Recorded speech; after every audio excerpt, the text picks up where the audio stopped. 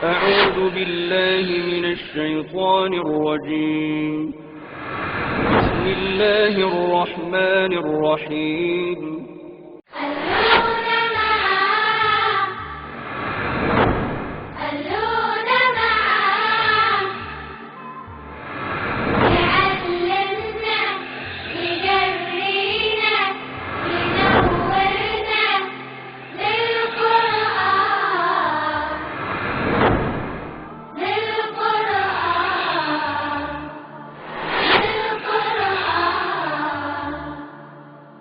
أعوذ بالله من الشيطان الرجيم. بسم الله الرحمن الرحيم. لقد نصركم الله في مواطن كثيرة ويوم حنين إذ أعجبتكم كثرتكم فلم تغن عنكم شيئا وضاقت عليكم الأرض بما رحبت ثم وليتم مدبرين. لقد نصركم الله في مواطن كثيرة ويوم حنين إذ أعجبتكم كثرتكم. اللہ تمہاری مدد کر چکا بہت سے میدانوں میں، بہت سے مواقع پر، اور حنین کے دن جب تم خوش ہوئے اپنی کثرت پر. فلم تغن عنکم شیئا، اور پھر تمہارے کچھ کام نہ آئی کوئی بھی شے. وضاقت علیکم الارض بما رحبت، اور زمین اپنی تمام تر فراخی کے باوجود تم پر تنگ ہو گئی. ثم ولیتم مدبرین، اور تم پیٹھ پھیر کر ہٹ گئے. ثم انزل اللہ سکینتہ علی رسولہ وعلی المؤمنین، پھر اللہ نے سکینت نازل فرمائی اپنے پیغمبر صلی اللہ علیہ وسلم اور ایمان والوں پر. وانزل جنودا لم تروها، اور اتاری فوجیں جن کو تم نہ دیکھتے تھے. وعذب الذین کفروا، اور عذاب دیا کافروں کو. وذالک جزاء الکافرین، اور یہی بدلہ ہے کافروں کا. ثم یتوب اللہ من بعد ذالک علی من یشاء، پھر اللہ تعالیٰ توبہ کو قبول کرتا ہے اس کے بعد جس کی چاہے. واللہ غفور رحیم، اور اللہ تعالیٰ بخشنے والا رحم فرمانے والا ہے. یا ایھا الذین آمنوا انما المشرکون نجس فلا یقربوا المسجد الحرام بعد عامهم ھذا. اے ایمان والو، یقیناً مشرک ناپاک ہیں، پس وہ مسجد حرام کے قریب نہ آئیں اس سال کے بعد. وَإِنْ خِفْتُمْ عَيْلَةً فَسَوْفَ يُغْنِيكُمُ اللَّهُ مِنْ فَضْلِهِ إِنْ شَاءَ، اور اگر تم ڈرتے ہو تنگ دستی سے تو اللہ تعالیٰ تمہیں اپنے فضل سے غنی کر دے گا. نبی اکرم صلی اللہ علیہ وسلم مکہ مکرمہ میں فاتح کی حیثیت سے داخل ہوئے سن 8 ہجری رمضان المبارک میں. رمضان کے بعد شوال، ذی القعدہ اور ذی الحج. ذی الحج بالکل آنے والا تھا، ذی الحج کا مہینہ یعنی حج آیا چاہتا تھا، اور وہ عربین پیننسولر کا سب سے بڑا ایونٹ ہے. تو نبی اکرم صلی اللہ علیہ وسلم نے سن 8 ہجری کے حج کو نہیں چھیڑا، اور سن 8 ہجری کا حج مکہ مکرمہ کے فتح ہونے کے باوجود، حضور صلی اللہ علیہ وسلم کے فیصلہ کن غلبہ کے باوجود مشرکین ہی کی زیر انتظام انجام پایا.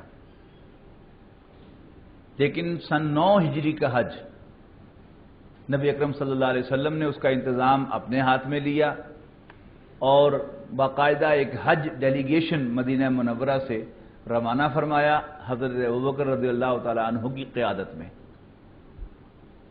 لیکن آپ خود اس سال حج کے لیے تشریف نہیں لے گئے. لیکن اس ڈیلیگیشن کے روانہ ہونے کے بعد یہ آیات نازل ہوئیں، سورہ توبہ کی آیات، اور اس میں اعلان کیا گیا کہ اس سال کے بعد مشرکین مسجد حرام میں داخل نہ ہوں. اور پہلے سے اعلان کر دیا گیا تھا کہ ان کے ساتھ معاہدے جو ہیں وہ جن کی مدت پوری نہیں ہوئی اور انہوں نے بھی اپنے معاہدوں میں کوئی کمی نہیں کی، ان کی تو مدت تک پورے کریں گے، اور باقی تمام معاہدات جو ہیں وہ 4 مہینے تک کی مہلت ہے، اور 4 مہینے کے بعد وہ معاہدات جو ہیں وہ ختم ہو جائیں گے. یہ آیات جب نازل ہوئیں تو حضرت علی رضی اللہ تعالیٰ عنہ کو رسول اللہ صلی اللہ علیہ وسلم نے پیچھے سے بھیجا کہ آپ جا کر حج کے موقع پر میری طرف سے یہ آیات وہاں تلاوت کریں اور اعلان کر دیں آن مائی بہاف کفار کے لیے، مشرکین کے لیے۔ جب حضرت علی رضی اللہ تعالیٰ عنہ وہاں پہنچے حضرت ابوبکر کے پاس، تو حضرت ابوبکر نے پہلا سوال پوچھا، امیر اور مامور، تمہیں رسول اللہ صلی اللہ علیہ وسلم نے بھیجا ہے، اگر تو مجھے معزول کر کے تمہیں امیر بنا دیا ہے تو یس ٹیک اوور، اور اگر تم میرے ماتحت ہو تو پھر مجھے معلوم ہونا چاہیے کہ میں ہی تمہارا امیر ہوں اور تم میرے ماتحت ہو۔ تو حضرت علی نے فرمایا کہ نہیں، میں مامور ہوں، امیر نہیں ہوں، مجھے صرف ایک اسائنمنٹ دے کر بھیجا گیا ہے کہ میں رسول اللہ صلی اللہ علیہ وسلم کی طرف سے یہ اعلان فرماؤں۔ اور یہ بھی as per tradition of the Arab تھا کہ کوئی اہم اعلان کسی بڑی شخصیت کی طرف سے اس کا کوئی قریبی عزیز کرتا تھا، کیونکہ حضرت علی رضی اللہ تعالیٰ عنہ حضور صلی اللہ علیہ وسلم کے چچا زاد بھائی تھے، بنو ہاشم ہی میں سے تھے، لہذا حضور صلی اللہ علیہ وسلم نے انہی کو اپوائنٹ کیا تاکہ اس اعلان میں کوئی جھول جو ہے وہ شمار نہ کیا جائے کہ چونکہ حضور صلی اللہ علیہ وسلم کے کسی قریبی عزیز کے ذریعے سے وہ اناؤنس نہیں ہوا، لہذا اس کی وہ حیثیت نہیں ہے، کوئی اس پر انگلی نہ اٹھا سکے کہ اس میں یہ کمی ہے، یہ ٹیکنیکل نقص ہے۔ اس کو بھی آپ نے پورا کیا، اور پھر حج کے موقع پر ہی آیات پڑھ کر سنائی گئی۔ تو فلا یقرب المسجد الحرام بعد عامہم ھذا، اس سال کے بعد مشرکین مسجد حرام کے قریب بھی نہ آئیں۔ وَإِن خِفْتُمْ عَيْلَةً، اب ایک سوال پیدا ہوا کہ اگر مشرکین پر حج کرنے پہ پابندی لگائی جائے گی تو اس سے بہت سے معاشی مسائل کھڑے ہو سکتے ہیں۔ کراچی میں ایک باربر ہوا کرتے تھے نذیر احمد صاحب، شاید ان کا انتقال ہو چکا ہوگا، انہوں نے اپنی دکان پر لکھ کر بورڈ لگایا ہوا تھا کہ شیو کرنے سے شرعاً معذور ہوں۔ اب جب اللہ تعالیٰ پر انسان کا توکل ہو تو اگر انسان کیلکولیٹ کرنے کے لیے بیٹھ جائے کہ اچھا اگر میں شیو نہیں کروں گا تو پھر تو میرے اتنے گاہک جو ہیں وہ چلے جائیں گے، تو پھر تو میرا سارا بزنس جو ہے وہ ختم ہو جائے گا۔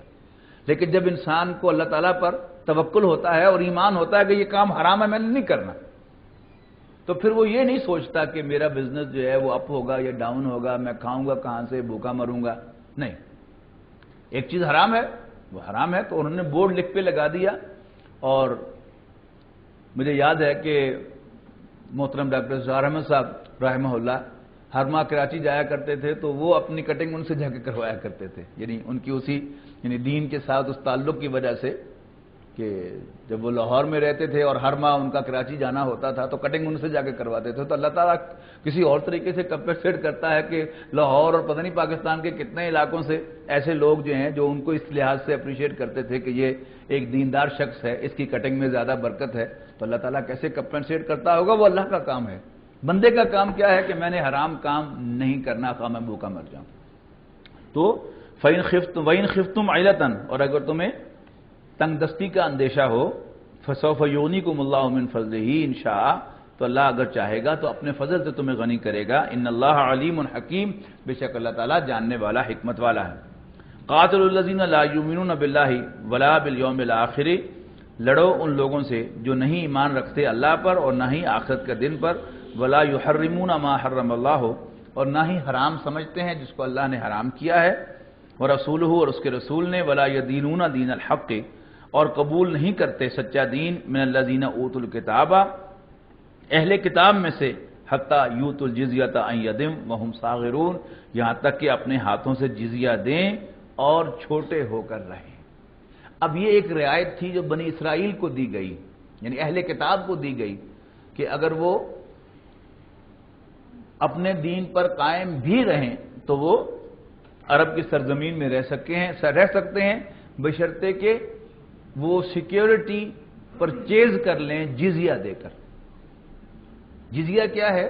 یعنی اسلامی ریاست میں اس کا اصل شہری جو ہے وہ تو مسلمان ہے، لہذا اس کے جان و مال کا تحفظ تو ہے اسلامی ریاست کی ذمہ داری بنیادی طور پر۔ ہاں کوئی غیر مسلم، یعنی مکہ مکرمہ میں عرب کی سرزمین کے لیے غیر مسلم صرف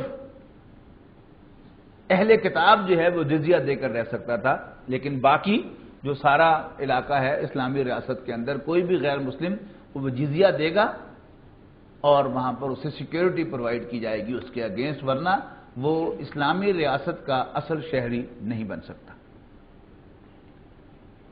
وقالت الیہود عزیر ابن اللہ، اور یہودی کہتے ہیں کہ عزیر اللہ کے بیٹے تھے۔ وقالت النصارى، اور عیسیٰ کہتے ہیں المسیح ابن اللہ، مسیح یعنی عیسیٰ علیہ السلام اللہ کے بیٹے ہیں۔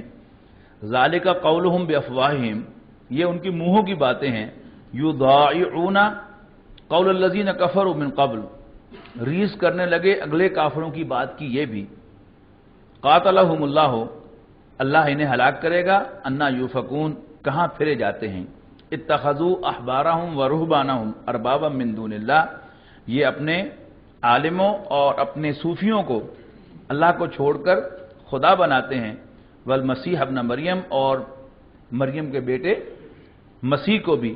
وما امروا الا لیعبدوا الہا واحدا، حالانکہ انہیں تو صرف حکم دیا گیا تھا ایک خدا کی عبادت کرنے کا۔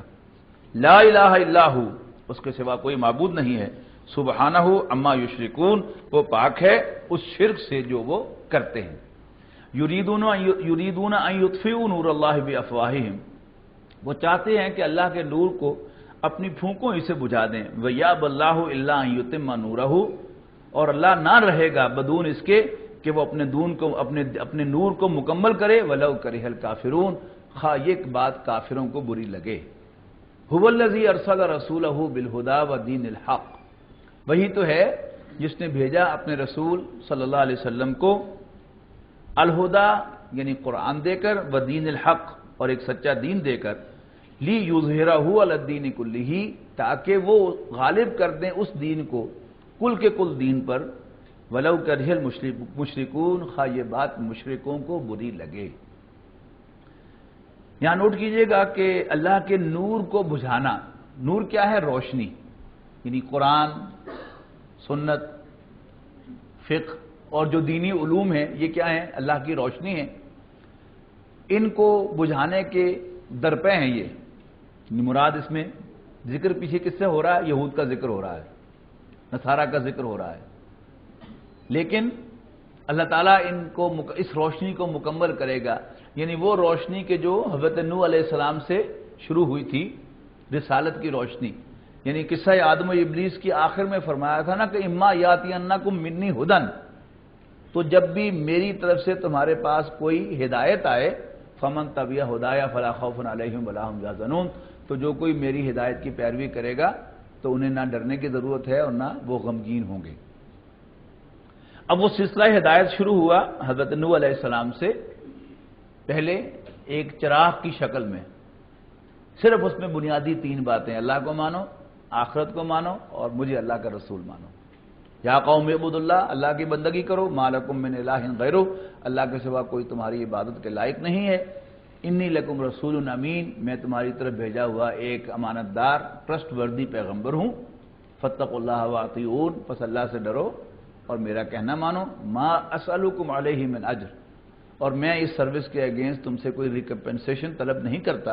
ان اجری الا علی رب العالمین، میرا اجر، میری اجرت، میری ریکمپنسیشن تو رب العالمین کے ذمے ہے۔ یہ پیغام ہے حضرت نوح کا، حضرت ہود کا اور حضرت صالح کا۔ پھر حضرت لوط علیہ السلام سے اب اس میں ڈائمینشنز ایڈ ہونا شروع ہوئی، یعنی وہ چراغ جو ہے وہ بلب بن رہا ہے۔ پھر حضرت شعیب تشریف لائے، کل ہم نے پڑھا سورہ اعراف میں، تو ایک اور ڈائمینشن ایڈ ہو گئی۔ حضرت لوط علیہ السلام نے تو اپنی قوم کو ایک سماجی اور سوشل برائی سے روکا، اور وہ کیا تھی؟ مردوں کی ہم جنس پرستی۔ لیکن حضرت شعیب علیہ السلام نے انہیں معاشی استحصال سے منع کیا، روشنی اور زیادہ بڑھ گئی، یعنی جیسے چراغ کے مقابلے میں بلب کی روشنی زیادہ اور بلب کے مقابلے میں راڈ کی روشنی زیادہ ہے، اور پھر کرتے کرتے جب وہ سورج بن جاتا ہے تو پھر ہر چیز کرسٹل کلیئر ہو جاتی ہے۔ تو اللہ تعالیٰ نے پہلے ہی دن سے جب وہ چراغ روشن کیا تھا تو لوگ اس کو بجھانے کے درپے رہے، لیکن اللہ تعالیٰ بھی ٹھانے ہوئے تھا کہ میں اپنے اس نور کو مکمل کروں گا، اور قرآن مجید کی شکل میں اللہ تعالیٰ نے وہ نور مکمل کر دیا۔ اللہ نہیں رہے گا مگر اس نور کو مکمل کیے بغیر. وَلَوْ كَرِهَ الْكَافِرُونَ، خواہ یہ کافروں کو برا لگے. اچھا، اب اس روشنی کا پھیلنا یہ صرف کافروں کو برا لگتا ہے. مسلمان کتنا بھی گیا گزرا کو نہ ہو، وہ قرآن کی تعلیم کو کوئی یہاں آئے یا نہ آئے، لیکن اسے پتہ چلے گا کہ قرآن مجید کا ترجمہ ہوتا ہے، اس کو اچھا سمجھے گا. کوئی خود قرآن پڑھے یا نہ پڑھے، اسے پتہ چلے گا یہاں کوئی مدرسہ ہے جہاں قرآن کی تعلیم دی جاتی ہے، حفظ کرایا جاتا ہے، تو وہ اپنی حیثیت کے مطابق زبان سے اس کو اپریشیٹ بھی کرے گا اور کچھ نہ کچھ کنٹریبیوٹ بھی کر لے گا. لیکن کافروں کو یہ ناپسند ہوگا. لیکن اگلی بات جو کہی ہے کہ وہی اللہ جس نے بھیجا اپنے رسول صلی اللہ علیہ وسلم کو قرآن اور سچا دین یعنی دین اسلام دے کر، لِیُظْہِرَہُ عَلَى الدِّینِ کُلِّہِ، تاکہ وہ یعنی رسول اللہ صلی اللہ علیہ وسلم اس کو کل کے کل دین پر غالب کر دیں. اب کہا ہے وَلَوْ كَرِهَ الْمُشْرِكُونَ، خواہ یہ بات مشرکوں کو ناگوار گزرے. عام طور پر تو ہم کافر و مشرک اکٹھا ہی کہہ دیتے ہیں، لیکن جب اس کو ہم سارٹ آؤٹ کریں گے تو مشرک وہ ہے کہ جو اللہ کے ساتھ کسی کو شریک ٹھہراتا ہے. اور مشرک صرف وہی مشرک نہیں ہوتے کہ جو کافر کے معنوں میں آتے ہیں، جس کی میں نے تشریح کی تھی کہ عرب کے اندر جو پیگنز ہیں، غیر اہل کتاب، ان کے لیے یہ اصطلاح ہے. لیکن عملاً شرک جو بھی کرے، خواہ وہ مسلمان ہی ہو لیکن اللہ کو وحدہ لا شریک فی الحکم نہ سمجھتا ہو، وہ کیا ہے؟ عملاً شرک میں مبتلا ہے. تو یہاں جو فرمایا کہ مشرکوں کو کتنا ہی برا لگے، تو اللہ کے دین کا غلبہ وہ صرف کافروں ہی کو ناپسند نہیں، وہ مسلمانوں کو بھی ناپسند ہے. آپ حیران ہوں گے کہ یہ میں کیا کہہ رہا ہوں. ایک مثال میں آپ کو دیتا ہوں. ہمارے ہاں عام طور پر پنجاب کی روایت میں، سندھ میں بھی ایسے ہی ہے، سرحد میں بھی ایسے ہی ہے، بہنوں کو باپ کی وراثت میں سے حصہ نہیں دیا جاتا. اور اگر کوئی بہن تقاضا کر لے تو بھائی کیا کہتا اس کو؟ تیری میری بس، نہ میری منجینوں ہاتھ لائیں نہ میری قبرتیں آئیں، بس. جرم کیا اس کا؟ کہ اس نے وہ حصہ مانگ لیا جو اللہ نے اس کو دیا تھا. حضرت ابوبکر رضی اللہ تعالیٰ عنہ نے جب خلافت کا چارج سنبھالا تو آپ نے ایک بڑا تاریخی خطبہ دیا. اس میں آپ نے ارشاد فرمایا کہ تم میں سے ہر ضعیف میرے سامنے قوی ہوگا جب تک کہ میں اس کو اس کا حق دلا نہ دوں، اور ہر قوی میرے سامنے ضعیف ہوگا جب تک میں اس سے حق وصول نہ کر لوں. اب اگر اللہ کا دین آج قائم ہوتا ہے، اللہ کی حکمرانی قائم ہوتی ہے، تو انسانوں کو جو حقوق اللہ نے دیے ہیں وہ فوراً ایکٹیو ہو جائیں گے نا. اور حق غصب کرنے والا کون ہے؟ مسلمان بھائی. اور جس کا حق غصب کیا گیا ہے وہ کون ہے؟ وہ مسلمان بہن. تو حضرت ابوبکر صدیق رضی اللہ تعالیٰ عنہ کی اس سٹیٹمنٹ کے مطابق اسلامی ریاست کی ذمہ داری ہوگی کہ وہ بھائی سے وہ حق وصول کرے جو اس نے اپنی بہن کا غصب کیا ہے، اور وہ حق بہن کو دلائے.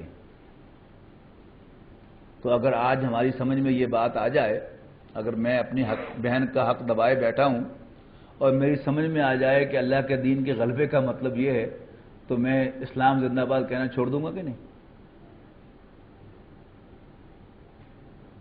تو یہ دو باتیں جو ہیں، یہ ایک مقام نہیں ہے، بالکل یہی ریپلیکیٹ ہوا ہے جا کر سورہ صف میں بھی، کہ اللہ یہ چاہتے ہیں کہ اللہ کے نور کو پھونکوں سے بجھا دیں، جبکہ اللہ تعالیٰ اپنے نور کو مکمل کرنے والا ہے، وہ کافروں کو برا لگے.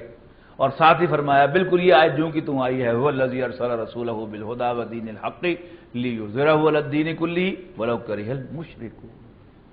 تو مشرکون جو ہے یہ شرک کرنے والے، یہ کافر بھی ہو سکتے ہیں اور مشرک بھی ہو سکتے ہیں. یا اگر آپ مشرکین یہاں اصطلاح کے طور پر لیں کہ جو کافر ہیں ان کو تو اللہ تعالیٰ کی روشنی کا پھیلنا برا لگے گا، خواہ کوئی بھی ہوں. لیکن خاص طور پر جو مشرکین مکہ ہیں، مشرکین عرب ہیں، ان کو ہرگز یہ گوارا نہیں ہے کہ مکہ پر اللہ کا دین غالب ہو جائے، اس لیے کہ نبی اکرم صلی اللہ علیہ وسلم نے دین کا غلبہ جو ہے وہ اس وقت تک قرار نہیں دیا جب تک مکہ فتح نہیں ہوا۔ مدینہ منورہ ایک امن کی جگہ ضرور تھی، سلامتی کی جگہ ضرور تھی، لیکن اسلامی ریاست کا قیام کب قرار پایا؟ جب مکہ فتح ہوا۔ واللہ اعلم۔ یا ایھا الذین آمنوا ان کثیرا من الاحبار والرہبان لیاکلون اموال الناس بالباطل ویصدون عن سبیل اللہ، اے ایمان والو، بے شک بہت سے عالم اور صوفی وہ لوگوں کا مال باطل طریقے سے کھاتے ہیں، ویصدون عن سبیل اللہ، اور اللہ کے راستے سے روکتے ہیں۔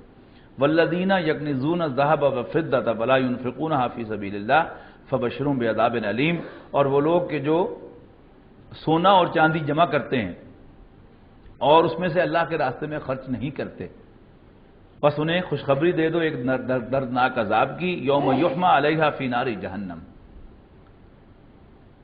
جس دن وہ سونا اور چاندی دہکائے جائیں گے آگ میں، جہنم کی آگ میں، فتقوی بہا جباہہم وجنوبہم وظہورہم، پھر داغے جائیں گے اس سے ان کے ماتھے، ان کی سائیڈز اور ان کی بیکس۔ ھذا ما کنزتم لانفسکم، یہ ہے جو تم نے جمع کیا تھا خود اپنے لیے، فذوقوا ما کنتم تکنزون، تو پھر اب چکھو مزہ اپنے جمع کیے ہوئے کا۔ ان عدت الشہور عند اللہ 12 شہرا، یقیناً اللہ کے ہاں مہینوں کی گنتی 12 ہے، فی کتاب اللہ، اللہ کی کتاب میں، اللہ کے حکم میں، یوم خلق السماوات والارض، جس دن اللہ نے اس زمین و آسمان کو یعنی اس کائنات کو قائم کیا تھا تو سال کے 12 مہینے اللہ نے مقرر کیے تھے۔ منہا اربعۃ حرم، ان میں سے 4 حرمت والے ہیں، ذالک الدین القیم، یہ سیدھا دین ہے، فلا تظلموا فیہن انفسکم، پس تم ان میں کوئی آگے پیچھے نہ کرو اپنے پاس سے، وقاتل المشرکین کافۃ، اور تمام مشرکوں سے لڑنا، کما یقاتلونکم فی، جیسے وہ سب تم سے لڑتے ہیں، وَاعْلَمُوا أَنَّ اللَّهَ مَعَ الْمُتَّقِينَ، اور جان رکھو اللہ تعالیٰ متقیوں کے ساتھ ہے۔ انما النسیء زیادۃ، یہ مہینوں کو آگے پیچھے کرنا اسے نسی کہتے تھے۔ انما النسیء زیادۃ فی الکفر یضل بہ الذین کفروا یحلونہ عاما ویحرمونہ عاما لیواطئوا عدۃ ما حرم اللہ فیحلوا ما حرم اللہ۔ یہ 4 مہینے جو تھے یہ تھے محرم، ذی قعدہ، ذی الحج اور محرم، اور پھر اس کے بعد رجب۔ اب کرتے کیا تھے کہ جب ان کا لڑائی کا ارادہ ہو ان میں سے کسی مہینے میں، تو وہ یہ مہینہ جو ہے وہ اس کا حج کے موقع پر اعلان کر دیتے تھے کہ اگلے سال جو شروع ہو رہا ہے اس میں یہ فلاں مہینہ جو ہے وہ پہلے آئے گا، فلانا مہینہ بعد میں آئے گا، لہذا اس میں سے تبدیلی وہ کرتے رہتے تھے اور ان کو آگے پیچھے کرتے رہتے تھے۔ اس پر اب کہا جا رہا ہے کہ بے شک مہینوں کا آگے پیچھے کرنا جو ہے یہ کفر میں زیادتی ہے، یضل بہ الذین کفروا، کہ جس کے ذریعے سے اور زیادہ گمراہی میں پڑتے ہیں کافر، کہ وہ حلال کر لیتے ہیں کسی مہینے کو کسی سال، ویحرمون عاما، اور کسی مہینے کو حرام کر لیتے ہیں، لیواطئوا عدۃ ما حرم اللہ، تاکہ وہ گنتی پوری کرتے رہیں حرمت والے مہینوں کی، فیحلوا ما حرم اللہ، اور حلال کر لیں اس کو جس کو اللہ نے حرام کیا ہو۔ زُیِّنَ لَهُمْ سُوءُ أَعْمَالِهِمْ، ان کے لیے ان کے برے اعمال پرکشش بنائے گئے ہیں ان کی آزمائش کے لیے، واللہ لا یہدی القوم الکافرین، اللہ تعالیٰ کافروں کو راستہ نہیں دکھایا کرتا۔ یا ایھا الذین آمنوا ما لکم قیل لکم اے ایمان والو تمہیں کیا ہے، اذا قیل لکم انفروا فی سبیل اللہ اذ ثاقلتم الی الارض، کہ جب تمہیں کہا جاتا ہے کہ تم نکلو اللہ کے راستے میں تو تم زمین میں گرے چلے جاتے ہو، چپکے چلے جاتے ہو زمین کے ساتھ۔ ارضیتم بالحیات الدنیا، کیا تم دنیاوی زندگی پر ریجھ گئے؟ اب یہ وہ آیات ہیں کہ جو غزوہ تبوک کے موقع پر نازل ہوئی ہیں۔ غزوہ تبوک جو تھا یہ پہلا موقع تھا رسول اللہ صلی اللہ علیہ وسلم کی حیات طیبہ میں جب اللہ کے راستے میں جنگ کے لیے نکلنا ہر مسلمان پر فرض کیا گیا تھا، ورنہ والنٹیئر تھا معاملہ، یا جس کو حضور نے کہا کہ تم جاؤ، لیکن ہر مسلمان پر کلمہ گو جو بھی تھا اس پر لازم ہوا، اور اس موقع پر پھر منافقین جو تھے وہ ایکسپوز ہو گئے۔ اب جب جھنجھوڑا جا رہا ہے تو سب کو جھنجھوڑا جا رہا ہے ساتھ، جو بھی ایمان والے تھے وہ اس ڈانٹ ڈپٹ سے آگے نکل کے باہر، خواہ ان کے اندر کوئی کمزوری تھی بھی، لیکن منافقین جو ہے وہ باہر نہیں آئے۔ اے ایمان والو، تمہیں کیا ہے کہ جب کہا جاتا ہے کہ تم اللہ کے راستے میں نکلو تو زمین میں گڑ جاتے ہو؟ اردیتم بالحیات الدنیا من الآخرہ، کیا تم دنیاوی زندگی پر ریجھ گئے ہو آخرت کے مقابلے میں؟ فما متاع الحیات الدنیا فی الآخرۃ الا قلیل، حالانکہ دنیاوی زندگی تو آخرت کے مقابلے میں کچھ بھی نہیں ہے۔ الا تنفروا يعذبكم عذابا علیما، بڑی سخت آیات ہیں، اگر تم نہ نکلے تو اللہ تمہیں دردناک عذاب سے دوچار کرے گا، وَيَسْتَبْدِلْ قَوْمًا غَيْرَكُمْ، اور تمہیں ریپلیس کر دے گا کچھ اور لوگوں سے، وَلَا تَضُرُّهُ شَيْئًا، اور تم اللہ کا کچھ بھی بگاڑ نہیں سکو گے، وَاللَّهُ عَلَىٰ كُلِّ شَيْءٍ قدیر، اور اللہ ہر چیز پر قادر ہے۔ إِلَّا تَنْصُرُوهُ، اور اگر تم اس کی مدد نہیں کرو گے، فَقَدْ نَصْرَهُ اللَّهُ اذ اخرجہ الذین کفروا ثانی اثنین اذ ہما فی الغار، یہاں اس سے مراد جو ہے وہ رسول اللہ صلی اللہ علیہ وسلم ہے کہ اگر تم رسول اللہ صلی اللہ علیہ وسلم کے دست و بازو نہیں بنو گے تو سو واٹ، اللہ نے تو اپنے پیغمبر صلی اللہ علیہ وسلم کی اس وقت بھی مدد کی تھی کہ جب انہیں کافروں نے نکال دیا تھا اور وہ غار میں دو میں سے دوسرے تھے، یعنی ایک حضرت ابوبکر اور دوسرے رسول اللہ صلی اللہ علیہ وسلم۔ اذ یقول لصاحبہ، جب وہ اپنے ساتھی یعنی حضرت ابوبکر سے کہہ رہے تھے، لا تحزن، گھبرا مت، ان اللہ معنا، بے شک اللہ ہمارے ساتھ ہے۔ فانزل اللہ سکینتہ علیہ، پس اللہ نے سکینت نازل فرمائی ان پر، وایدہ بجنود لم تروها، اور ان کی تائید کی، ان کی مدد کی ایسی فوجوں سے جو میں نظر نہ آتی تھی، وجعل کلمۃ الذین کفروا السفلی، اور انہوں نے کافروں کی بات کو نیچا کیا، وکلمۃ اللہ العلیٰ، اور اللہ کی بات ہی اونچی ہونے والی تھی۔ واللہ عزیز حکیم، اللہ تعالیٰ بالادست حکمت والا ہے۔ انفروا خفافا وثقالا، نکلو خواہ ہلکے ہو یا بھاری۔ اب ہلکے بھاری کی تشریح میں مفسرین نے لکھا ہے کہ تم بیمار ہو یا تندرست، خوشحال ہو یا تنگ دست، بوڑھے ہو یا جوان، ہر حال میں جب اللہ کی کال آئے تو اس پر لیے نکلنا، اس کو رسپونڈ کرنا ایک بندہ مومن پر لازم ہو جاتا ہے، فرض ہو جاتا ہے۔ تو انفروا خفافا وثقالا وجاہدوا باموالکم وانفسکم فی سبیل اللہ، نکلو خواہ ہلکے ہو یا بھاری اور جہاد کرو اللہ کے راستے میں اپنے مالوں اور جانوں کے ساتھ، ذالکم خیر لکم ان کنتم تعلمون، یہ تمہارے لیے بہتر ہے اگر تم سمجھو۔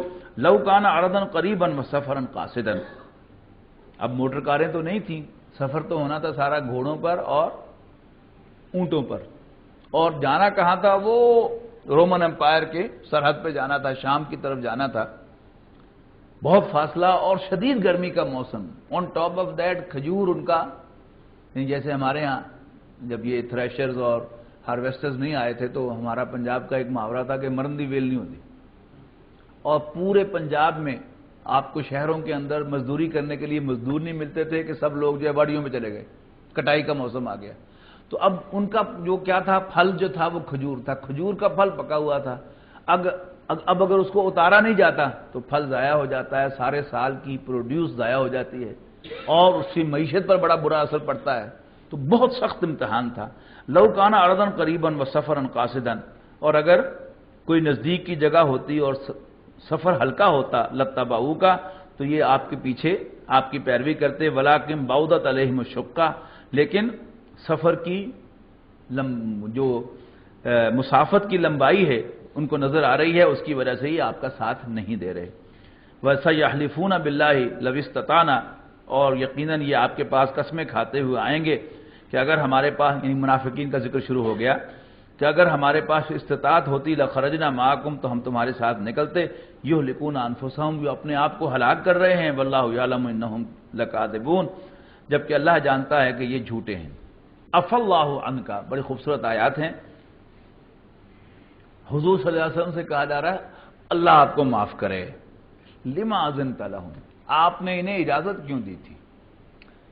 اور یہ قرآن مجید جو ہے یہ ایک مینول کی طرح ہے کہ جیسے کسی مشین کا مینول ہوتا ہے نا، تو اس میں ہوتا ہے کہ اگر اس مشین میں کوئی خرابی ہے تو آپ اس کے پیچھے کی طرف جائیں تو اس میں 3 پیچ لگے ہوئے ہیں، وہ کھول کر اس کا ڈھکنا جو ہے وہ اتار کے ایک طرف رکھ دیں تو آپ کو ایک پلی نظر آئے گی، ایک بیلٹ نظر آئے گی، پھر یہ چیزیں نظر آئیں گی۔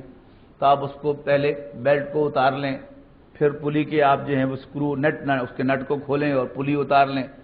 اب اگر آپ اس میں ایک انسٹرکشن کو درمیان میں پریکٹس نہیں کریں گے تو باقی سب کچھ جو ہے آپ کو بالکل بے معنی نظر آئے گا۔ اس نے کہا ہے مینول نے کہ آپ مشین کے پیچھے کی طرف جائیں، آپ سامنے کی طرف کھڑے ہوئے تلاش کریں گے وہ 3 پیج، تو آپ کو وہ 3 پیج نہیں ملیں گے، اور وہاں کہا گیا کہ 3 پیج کھولیں، آپ پیج کھولیں گے نہیں تو آپ کو پلی اور بیلٹ نظر نہیں آئے گی۔ تو یہ قرآن مجید جو ہے یہ مینول کی طرح ہے۔ قرآن مجید کا یہ جو حصہ ہے یہ قرآن مجید کی جو تحریکیت سے متعلق ہے، اگر آپ نے کبھی کسی تحریک میں شامل ہو کر خود تجربہ نہیں کیا ان چیزوں کا تو قرآن مجید کا یہ حصہ آپ کی کبھی سمجھ میں نہیں آ سکتا، بالکل تھیوریٹیکل ہوگا۔ لیکن اگر آپ کسی تحریک میں ایکٹیولی شریک ہوئے ہوں اور خاص طور پر ذمہ دار رہے ہوں تو پھر یہ آپ کو لائف سٹوریز نظر آئیں گی بالفعل، یعنی ایسے واقعات جو ہیں وہ آپ کے ہاتھوں میں سے گزرے ہوں گے کہ جن میں بالکل یہی ایکسکیوزز جو ہیں وہ لوگوں نے آپ کے سامنے کیے ہوں گے۔ کسی سفر پر جانا ہے تو اس کے لیے اعلان ہو گیا کہ جی فلاں سفر پہ جانا ہے اور اس کے لیے سب لوگ جو ہیں وہ آئیں اور جانا جو ہے وہ ضروری ہے۔ اب جو کچھ کمزور لوگ ہوں گے وہ کہیں گے کہ نہیں میری مجبوری ہے میں نہیں جا سکتا۔ اب جو امیر ہے وہ کسی کا ایکسکیوز قبول کر لے گا تو باقی ساتھی اس پر چڑھائی کریں گے کہ آپ نے فوراً ہی اسے اجازت دے دی، وہ تو بڑا مخلص آدمی ہے، وہ تو بڑا کام کا آدمی ہے۔ اور اگر باقی سب نے اسے پہ چک چکا کے اس کو بھی آمادہ کر لیا، اب نیت تو اس کی ہوتی نہیں جانے کی، تو ہوتا کیا ہے کہ جس دن اس سفر پہ جانا ہو اس دن دوپہر کو فون آتا ہے، پہلے تو 5 منٹ کی لمبی تمہید ہوتی ہے اور اس کے بعد ہوتا ہے کہ جی بڑی خواہش تھی کہ اس دفعہ ہم بھی دین کا سفر کریں گے اور کچھ ہم بھی ثواب کمائیں گے، لیکن اب وہ لیکن کے بعد اپنا کوئی نہ کوئی بہانہ جو ہے وہ امیر صاحب کو پیش کر دیا جاتا ہے اور وہ جو ٹکٹ خریدا ہوا ہوتا ہے وہ بھی امیر صاحب کو اپنے پلے سے بھرنا پڑ جاتا ہے۔ اور اگر خدا نہ خواستہ کسی ایسے ساتھی کو کھچا کر ساتھ لے ہی گئے تو یہاں سے لے کر اگر کراچی تک سفر کرنا ہے تو اس پورے سفر کے درمیان جو وہ 4 آمنے سامنے جو سیٹیں ہیں، 4 ادھر 4 ادھر، وہ جو چھوٹا سا ایک کمپارٹمنٹ بنتا ہے اس میں یعنی شام کو 4 بجے ملت پر سوار ہوئے اور تقریباً 9-10 بجے جا کے لیٹنا ہے، اس وقت تک وہ صاحب جو ہے مسلسل تقریر فرماتے رہیں گے اور باقی سب لوگ جو ہیں ہم تک گوش ان کی گفتگو سن رہے ہوں گے، اور اس ساری گفتگو کا خلاصہ کیا ہوگا کہ میں ذرا آج کل مصروف ہوں تو میں ایکٹیو نہیں ہوں، اس جماعت کے اندر کام نہیں کر رہا، لیکن یہاں بھی کوئی کام ڈھنگ کا ہو نہیں رہا، تو ذرا میں فارغ ہو جاؤں تو پھر میں بتاؤں گا کہ کام کیسے کیا جاتا ہے، اور باقی ساتھیوں کو بھی محسوس ہوگا کہ ہاں ابھی کام کرنے کا وقت نہیں ہے، ابھی چونکہ جو ایڈمنسٹریشن ہے، جو قیادت ہے وہ نااہل ہے، اور اچھی قیادت آئے گی پھر میں بھی کام کروں گا، تو میں بھی ابھی ذرا اپنے بچے کو دکان سیٹ کر کے دینی ہے، ذرا میں نے بھی مکان بنانا ہے، تو جب تک سفر سے واپسی ہوگی تو انشاءاللہ 2-3 ساتھی اور جو ہے وہ اس کے ساتھی بن چکے ہوں گے بجائے اس تحریک کے ساتھی ہونے کے۔ اب یہ سارا نقشہ ہے جو یہاں پر آ رہا ہے، تو اگر آپ نے تجربہ کیا ہو تو پھر تو آپ ان کو انجوائے کر سکتے ہیں، اور اگر آپ نے تجربہ نہیں کیا تو پھر میں نے گچے وہ تصویر کھینچنے کی کوشش کی ہے آپ کے سامنے، لیکن صحیح معنوں میں آپ اس کو انجوائے نہیں کر سکتے۔ اف اللہ عنک لما عزمت لہم، اللہ آپ کو معاف کرے آپ نے ان کو اجازت کیوں دی تھی، حتی یتبین لک الذین صدقوا وتعلم الکاذبین، یہاں تک کہ آپ پر واضح ہو جاتا کہ سچے کون سے ہیں اور جھوٹے کون سے۔ مطلب کیا ہے کہ حضور صلی اللہ علیہ وسلم سے کہا جا رہا ہے کہ آپ تحقیق کرتے، اگر آپ اجازت نہ دیتے تو پھر وہی ہوتا کہ آخری دن انہوں نے جانا کوئی نہیں تھا، اور دوسرا کیا ہو سکتا ہے کہ اگر آپ نے کہیں یعنی جس دن جانا ہے آپ نے ان کے گھر ٹیلی فون کر دیا یہ پوچھنے کے لیے کہ جی پھر آپ کو کہاں سے پک کیا جائے، اور ان کے گھر سے جو بھی فون اٹھائے اس سے آپ کہیں کہ جی میں نے پوچھنا تھا کہ کہاں سے پک کرنا ہے، تو وہ حیران ہو کر پوچھیں گے جی کیا مسئلہ کیا ہے، یعنی 5 دن کے لیے کراچی جانا ہے، اگر تو جانے کا ارادہ ہوتا تو سارے گھر کو پتا ہوتا کہ صاحب جو ہیں وہ کراچی جا رہے ہیں، چونکہ جانا ہی نہیں تھا لہذا گھر میں بتایا ہی نہیں ہوا، یا اس کے دفتر میں آپ فون پتہ کر لیں تو معلوم ہوگا کہ چھٹی اپلائی نہیں کی ہوئی۔ اب یہ سارا جو ہے یہ جو فون کر رہے ہیں دوپہر کے وہ سارا ڈرامہ ہے، لیکن یہ باتیں جو ہیں یہ تجربے سے پتہ چلتی ہیں. لا یستاذنک الذین یؤمنون باللہ والیوم الآخر ان یجاہدوا باموالہم وانفسہم واللہ علیم بالمتقین. نہیں اجازت طلب کریں گے آپ سے کبھی بھی وہ کہ جو اللہ کو اور آخرت کو مانیں گے کہ وہ ایکسکیوز کریں، اجازت طلب کریں آپ سے جہاد کرنے سے ایکسکیوز کرنے کے لیے، اپنے جانور مالوں کے ساتھ جہاد کرنے سے ایکسکیوز کرنے کے لیے آپ سے اجازت طلب کریں. واللہ علیم بالمتقین، اور اللہ تعالیٰ متقیوں کو خوب جانتا ہے. اب یہ متقین کو یہاں پر انڈر لائن کر لیجیے، آگے اس کی وضاحت آئے گی. انما یستاذنک الذین لا یؤمنون باللہ والیوم الآخر، یقیناً آپ سے اجازت تو وہی طلب کرتے ہیں، ایکسکیوز تو وہی کرتے ہیں کہ جو اللہ پر اور آخرت پر ایمان نہیں رکھتے. وارتابت قلوبہم، اور ان کے دلوں میں شک و شک نے ڈیرے ڈال رکھے ہیں. فہم فی ریبہم یترددون، اور وہ اپنے شکوک و شبہات کی وجہ سے بالکل ہی اسٹیٹ آف انڈیسیژن میں چلے گئے ہیں، متردد ہو گئے ہیں کہ کیا کریں کیا نہ کریں. جی چاہتا بھی ہے لیکن ہمت بھی نہیں ہوتی. وَلَوْ ارادوا الخروج، اب یہ وہ بات جو میں نے پہلے کہی ہے، اگر انہوں نے ارادہ کیا ہوتا نکلنے کا، لَعَدُّوا لَهُ عُدَّةً، تو اس کے لیے خوب تیاری کی ہوتی. وَلَكِنْ كَرِهَ اللَّهُ انبعاثهم، اب یہ وہ سادہ لوگ مسلمان جو ہیں جو امیر کو آ کر یعنی بلیم کرتے ہیں کہ جی آپ نے کیوں انہیں چھٹی دے دی، اب یہ ان کو جواب دیا جا رہا ہے. وَلَكِنْ كَرِهَ اللَّهُ انبعاثهم، بلکہ اللہ تعالیٰ ہی نے ان کا اٹھنا پسند نہیں کیا. فَثَبَّتَهُمْ، پس انہیں روک دیا. وَقِيلَ قُعُودُوا مَعَ الْقَاعِدِينَ، اور کہا کہ بیٹھے رہو بیٹھنے والوں کے ساتھ.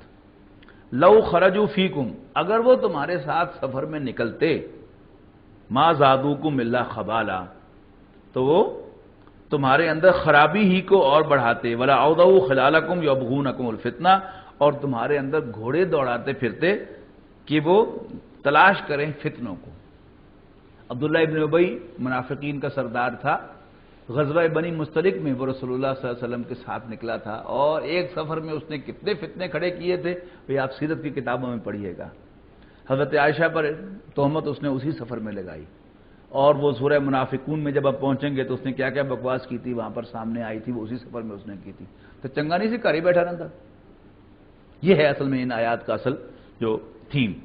لو خرجوا فیکم ما زادوکم الا خبالا ولا عودوا خلالکم یبغونکم الفتنہ وفیکم سماعون لهم. سب سے بڑی پرابلم کیا ہے کہ تمہارے اندر ایسے سادہ لوح لوگ ہیں کہ جو اسے کان دیتے ہیں، جو اس کی باتوں کو سنتے ہیں. واللہ علیم بالظالمین، اور اللہ تعالیٰ ان ظالموں کو خوب جانتا ہے. لقد ابتغوا الفتنة من قبل وقلبوا لك الامور، اور اس سے پہلے وہ فتنے تلاش کر چکے ہیں اور تمہارے لیے معاملات کو تلپٹ کر چکے ہیں. حتی جاء الحق، کو یہاں تک کہ حق آیا. وظہر امر اللہ، اور اللہ کا حکم واضح ہو گیا. وہم کارہون، اور انہیں ناپسند ہوا. ومنہم من یقول ایذن لی، ابھی میں نے کہا تھا متقین کو انڈر لائن کیجئے. اور ان میں سے وہ بھی ہے یا وہ بھی ہیں جو کہتے ہیں، وہ بھی ہے جو کہتا ہے ایذن لی، اللہ کے رسول مجھے تو ایکسکیوز کر ہی دیجئے. ولا تفتنی، اور مجھے فتنے میں مبتلا نہ کیجئے. یہ ایک منافق تھا، جد ابن قیس اس کا نام تھا. اب اس کا بھی تبوک کے سفر میں حضور کا ساتھ دینے کا ارادہ نہیں تھا، لیکن یہ حضور صلی اللہ علیہ وسلم کے پاس آیا ایک تقوی کوٹڈ بہانہ لے کر، اور شو کیا حضور صلی اللہ علیہ وسلم کو کہ اصل میں اپنے دین و ایمان کو بچانے کے لیے وہاں نہیں جا رہا، ورنہ میرا بڑا ارادہ ہے کہ میں اللہ کے راستے میں جہاد کروں. کہتا ہے کہ اللہ کے رسول آپ جا رہے ہیں شام کی طرف، اور شام کی عورتیں ہیں بڑی خوبصورت، اور عورت جو ہے یہ میرا ویک پوائنٹ ہے. تو مجھے تو ایسا خطرہ لگتا ہے کہ کہیں میں جاؤں جنت لینے کے لیے اور وہاں کسی اور فتنے میں مبتلا ہو جاؤں، تو پلیز آپ مجھے ایکسکیوز ہی کر دیں. اب اس پر تبصرہ دیکھیے قرآن مجید کا کہ منہم من یقول، ان میں سے ایک وہ بھی ہے متقی، انورٹڈ کاماز میں کہہ رہا ہوں، ایک وہ متقی بھی ہے اللہ سے ڈرنے والا کہ جو کہتا ہے کہ مجھے ایکسکیوز کر دیجیے اور مجھے کسی فتنے میں نہ ڈالیے. الا فی الفتنۃ سقطوا، اور کیا فتنہ ہوگا، اللہ جہاد سے جی چرا کر وہ فتنے میں مبتلا تو ہو گئے، فتنے میں تو گر گئے، پڑ چکے. وَإِنَّ جَهَنَّمَ لَمُحِيطَةٌ بِالْكَافِرِينَ، اور جہنم ایسے کافروں کا گھیرا کیے ہوئے ہے، ان تصبک حسنۃ تسؤہم، اگر آپ کو کامیابی ملتی ہے تو انہیں برا لگتا ہے، وان تصبک مصیبۃ، اور اگر آپ پر سختی آتی ہے، یقولو کہتے ہیں قد اخذنا امرنا من قبل، کہ ہم نے تو اپنا کام پہلے ہی نکال دیا تھا، وَيَتَوَلَّوْا وَهُمْ فَرِحُونَ، اور خوشیاں مناتے ہوئے لوٹتے ہیں کہ ہم اس مہم میں کہیں حضور کے ساتھ نہیں تھے۔ قُلْ لَن يُصِيبَنَا إِلَّا مَا كَتَبَ اللَّهُ لَنَا، حضور سے کہا جا رہا ہے کہہ دو کہ ہرگز کوئی مصیبت ہم پر نہیں آتی مگر جو اللہ نے ہمارے لیے لکھی ہو مولانا، وہی ہمارا کارساز ہے، وعلی اللہ فلیتوکل المؤمنون، اور مومنوں کو تو اللہ ہی پر بھروسہ کرنا چاہیے۔ قل هل تربصون بنا الا احدى الحسنيين، مسلمانوں سے کہا جا رہا ہے کہ کافروں سے کہو، حضور سے کہا جا رہا ہے کافروں سے کہو کہ تم کس چیز کا کہ امیدوار ہو اللہ سے ہمارے بارے میں، ہمارے حق میں، الا احدى الحسنيين، سوائے دو میں سے ایک ریوارڈ کے۔ یعنی کیا ہوگا؟ دو ہی پاسبلٹیز ہیں، ایک یہ کہ ہم شہید ہو جائیں اور اللہ کے آپ بہت اونچا مرتبہ پا لیں، ہمارے لیے تو بہت بڑی کامیابی ہے، اور دوسرا کیا ہے کہ ہم غازی ہو جائیں اور فتح یاب ہو جائیں دنیا ہی کے اندر، پھر تو تم بھی مانو میں کہ ہم نے گین کر لیا۔ تو ہمارے لیے تو دونوں ہی خوبیاں ہیں، دونوں ہی گینز ہیں، تم اپنا بتاؤ۔ قل هل تربصون بنا، کیا تم ہمارے بارے میں امید کرتے ہو الا احدى الحسنيين، دو میں سے ایک گین کی، وَنَحْنُ نَتَرَبَّصُ بِكُمْ، اور ہم بھی تمہارے بارے میں امید رکھتے ہیں کہ اَن يُصِيبَكُمُ اللَّهُ، کہ اللہ تمہیں عذاب میں مبتلا کرے گا، من عندہ، اپنے ہاتھوں، او بِأَيْدِينَا، یا ہمارے ہاتھوں۔ فَتَرَبَّصُوا، تو رہو کرو انتظار، اِنَّا مَعَكُمْ مُتَرَبِّصُونَ، تو ہم بھی تمہارے ساتھ انتظار کرتے ہیں۔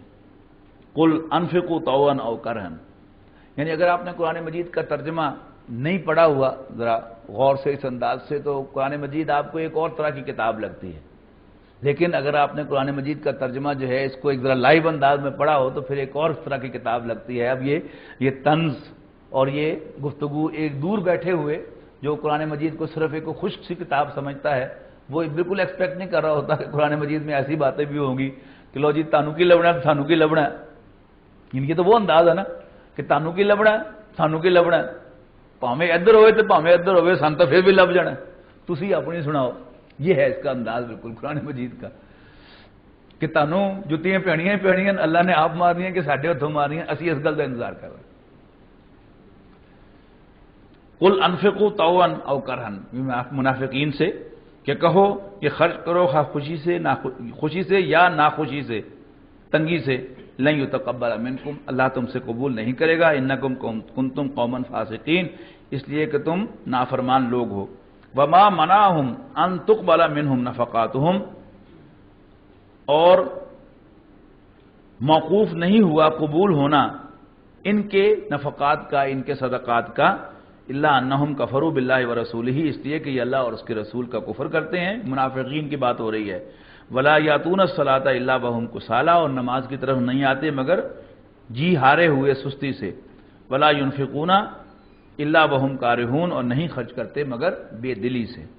فلا تعجبک اموالهم ولا اولادهم، پس ان کے مال و اولاد تمہیں امپریس نہ کریں۔ انما یرید اللہ لیعذبہم، بے شک اللہ تعالیٰ چاہتا ہے کہ انہیں عذاب دے، بہا، ان کے مالوں کی وجہ سے، فی الحیات دنیا، دنیاوی زندگی میں، وتضحک انفسہم وہم کافرون، اور ان کی جانیں نکلیں اسی حال میں کہ وہ کافر ہوں۔ ویحلفون باللہ انہم لمنکم، اور یہ قسمیں کھاتے ہیں کہ تم میں سے ہیں، وما ہم منکم، حالانکہ تم میں سے نہیں ہیں، ولکنہم قوم یفرقون، حقیقت یہ ہے کہ یہ لوگ تم سے ڈرتے ہیں۔ لا یجدون، اس لیے مسلمان ہوئے ہیں، لا یجدون ملجان او مغارات او مدخلا تولوا الیہ وهم یجمحون، لو یجدون ملجان او مغارات او مدخلا تولوا الیہ وهم یجمحون، اور اگر یہ کوئی پناہ کی جگہ پائیں یا غار پائیں یا سر گھسانے کی جگہ پائیں تو الٹے پاؤں رسیاں توڑاتے ہوئے اس میں جا گھسیں۔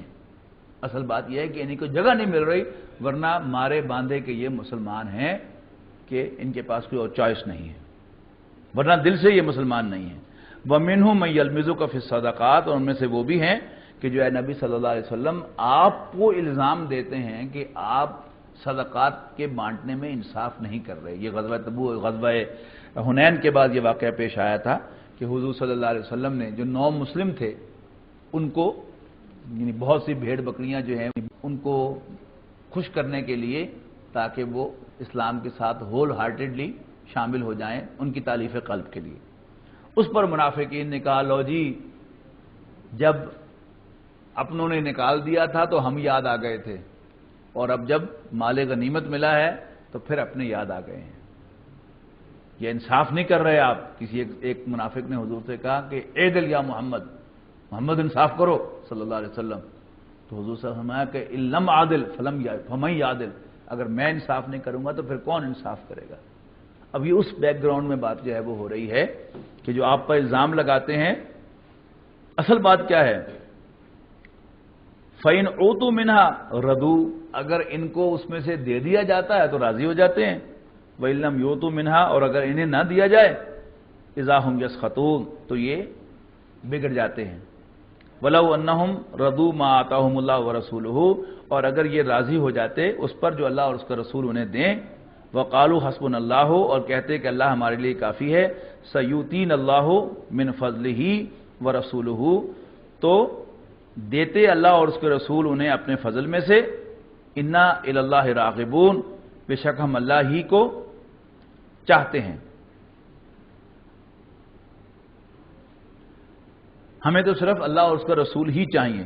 یہ اصل میں حضور صلی اللہ علیہ وسلم کا پھر اس موقع پر خطبہ تھا کہ جب ایک سچویشن کریٹ کی گئی تو رسول اللہ صلی اللہ علیہ وسلم نے ایک انکلوئر بنایا اور اس میں آپ نے انصار کو جمع کیا، سب کو، اور ان سے کہا آپ نے کہ یا معاشر الانصار، اے انصاریو، اگر تم یہ کہو کہ جب میرے اپنوں نے مجھے نکال دیا تھا تو تم نے مجھے پناہ دی، تو میں کہوں گا کہ تم سچ کہتے ہو۔ اگر تم یہ کہو کہ جب سارا جہان میرا دشمن تھا تو تم نے میری جانثاری کی اور میرا ساتھ دیا، تو میں کہوں گا کہ تم سچ کہتے ہو۔ اور اگر میں کہوں کہ تم گمراہی کے گڑھوں میں تھے، اندھیروں میں تھے، اور اللہ نے میری وجہ سے تمہیں ہدایت دی، تو تم کہو گے کہ میں سچ کہتا ہوں۔ اور اگر یعنی اس طرح کی کچھ باتیں آپ نے اور کہیں، اور پھر آخر میں آپ نے فرمایا کہ کیا تم اس پر راضی نہیں ہو کہ اور لوگ تو بھیڑ بکریاں لے کر جائیں اور تم اللہ کے رسول کو واپس اپنے ساتھ لے کر جاؤ؟ تو اس پر انصار کی چیخیں لگنے لگی، رضینا رضینا رضینا، کہ ہمیں یہ سودا منظور ہے۔ اس لیے کہ رسول اللہ صلی اللہ علیہ وسلم نے اس میں جو عظمت کا ثبوت دیا ہے کہ مکہ فتح ہونے کے بعد بھی آپ نے دوبارہ مکہ مکرمہ میں سکونت اختیار نہیں فرمائی، بلکہ آپ نے اپنا ہیڈ کوارٹر بھی مدینہ منورہ ہی کو بنائے رکھا اور سکونت بھی وہیں رکھی، یہاں تک کہ وہ جو آخری حج ہے، اگر آپ اس کے دن سیرت النبی میں سے کہیں کیلکولیٹ کر کے دیکھیں تو بہت ہی مختصر قیام تھا رسول اللہ صلی اللہ علیہ وسلم کا مکہ مکرمہ میں۔ آپ مدینہ منورہ ہی میں رہے، وہیں آپ کا وصال ہوا اور وہیں آپ دفن ہوئے، اور رسول اللہ صلی اللہ علیہ وسلم کے جسد مبارک کو رکھنے کا اعزاز اور شرف بھی مدینہ منورہ ہی کو حاصل ہوا، اور مکے والے رسول اللہ صلی اللہ علیہ وسلم کو نکال کر اس شرف سے ہمیشہ ہمیشہ کے لیے محروم ہو گئے۔ تو آپ کا یہ فرمانا کہ کیا تم اس پر راضی نہیں ہو کہ باقی لوگ تو مال غنیمت لے کر جائیں اور تم اللہ کے رسول کو ساتھ لے کر جاؤ، یہ بہت ایک تاریخی آپ کا خطبہ تھا اور بڑی یعنی اہم آپ کی وہ بات تھی۔ یعنی کسی بھی مشکل سچویشن کو ہینڈل کرنا ہی اصل میں کسی لیڈر کا اصل کمال ہوتا ہے، ورنہ جب چھوٹے چھوٹے شوشے جو چھوڑے جاتے ہیں، آپ تاریخ کو اگر کھول کر دیکھیں تو کوئی ایک بات جو ہے اس نے تاریخ کا رخ بدل دیا۔ وہ بات جو کہی گئی تھی حضور صلی اللہ علیہ وسلم سے نفرت پیدا کرنے کے لیے تھی، لیکن رسول اللہ صلی اللہ علیہ وسلم نے اس سچویشن کو کتنی خوبصورتی سے ہینڈل کیا، یہ بھی حضور صلی اللہ علیہ وسلم کا ایک کمال تھا جو آپ نے اس موقع پر دکھایا، اس کا یہاں پر ذکر ہو رہا ہے۔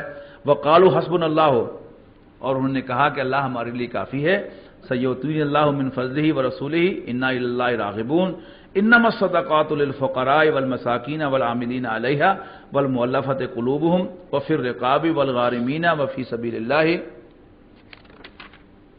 وَابْنِ السَّبِيلِ فَرِيضَةً مِّنَ اللَّهِ وَاللَّهُ عَلِيمٌ حَكِيمٌ۔ مفسرین کے نزدیک تقریباً اس پر اتفاق ہے کہ اس آیہ مبارکہ میں یہاں صدقات سے مراد صدقات واجبہ یعنی زکوٰۃ ہے، اور یہاں پر زکوٰۃ کی جو مدات ہیں وہ بیان ہوئی ہیں۔ تو بے شک زکوٰۃ تو حق ہے فقراء یعنی مفلسوں کا، محتاجوں کا، اور زکوٰۃ کی کلیکشن پر مامور ہونے والے لوگوں کا، اور دلوں کے جیتنے کے لیے یعنی جو غیر مسلم ہے جس پر آپ نے کوئی کام کیا ہوا ہے اور آپ یہ سمجھیں، آپ کی اسیسمنٹ ہو کہ اگر میں اس موقع پر اسے زکوٰۃ دے دوں تو یہ اسلام قبول کر لے گا، وہ مؤلفۃ القلوب ہے۔ ایسے نہیں کہ دین کی کوئی کام تو کیا نہیں اور غیر مسلموں کو خوش کرنے کے لیے ان کو زکوٰۃ جو ہے وہ دی جائے، یہ تالیف قلب نہیں ہے۔ وفر رقابی، اور گردنوں کے چھڑانے میں یعنی غلاموں کو آزاد کرانے میں، یا کوئی شخص جو ہے وہ قرض کے اندر بالکل پھنسا ہوا ہو، جیسے آج کے دور میں کوئی شخص جو ہے وہ کسی کو قرض اس نے دیا اور اس نے چیک دیا، پیمنٹ نہیں کر سکا اور وہ گرفتار ہو گیا، تو اگر آپ اس کے بہاف پر پیمنٹ کر کے اس کو چھڑاتے ہیں تو پھر یہ آج کے اس دور میں اس کا ایک اطلاق ہوگا۔ والغارمین، اور جو لوگ تاوان میں پھنسے ہوئے ہیں ان کو چھڑانے کے لیے، وفی سبیل اللہ، اور مجاہد فی سبیل اللہ کو، وابن سبیل، اور مسافر کو دینے کے، مسافر کا حق ہے فریضۃ من اللہ، یہ اللہ کا ٹھہرایا ہوا فریضہ ہے، واللہ علیم حکیم، اور اللہ تعالیٰ جاننے والا حکمت والا ہے۔ قل اذن خیر لکم، ان سے کہہ دو کہ یہ کان ہی تمہارے لیے بھلے ہیں، یؤمن باللہ و یؤمن بالمؤمنین، یہ اللہ پر ایمان رکھتے ہیں، یقین رکھتے ہیں اور مومنوں پر اعتماد کرتے ہیں۔ یہ ایمان کا لفظ ہے، اگر اس کے بعد با ہو تو اس کے معنی ہے بلیو ان، ایمان لانا، اور اگر ایمان کے بعد لام ہو تو اس کا مطلب ہوتا ہے ٹرسٹ کرنا۔ تو یہاں پر دیکھیے یؤمنو باللہ، اللہ پر ایمان لاتے ہیں یعنی یقین رکھتے ہیں، ویؤمنوا للمؤمنین، اور مومنوں پر ٹرسٹ کرتے ہیں، ورحمۃ للذین آمنوا منکم، اور تم میں سے ایمان والوں کے لیے باعث رحمت ہیں، والذین یؤذون رسول اللہ لہم عذاب علیم، اور وہ لوگ جو رسول اللہ صلی اللہ علیہ وسلم کو ایذا دیتے ہیں ان کے لیے ایک دردناک عذاب ہے، یحلفون باللہ لکم لیرضوکم، اور وہ تمہارے سامنے قسمیں کھاتے ہیں تمہیں راضی کرنے کے لیے، واللہ ورسولہ حق ان یرضوہ، اور حالانکہ اللہ اور اس کے رسول زیادہ حقدار ہیں کہ وہ انہیں راضی کریں، ان کانوا مومنین، اگر وہ واقعی مومن ہیں۔ الم یعلموا انہ من یحادد اللہ ورسولہ، کیا وہ نہیں جانتے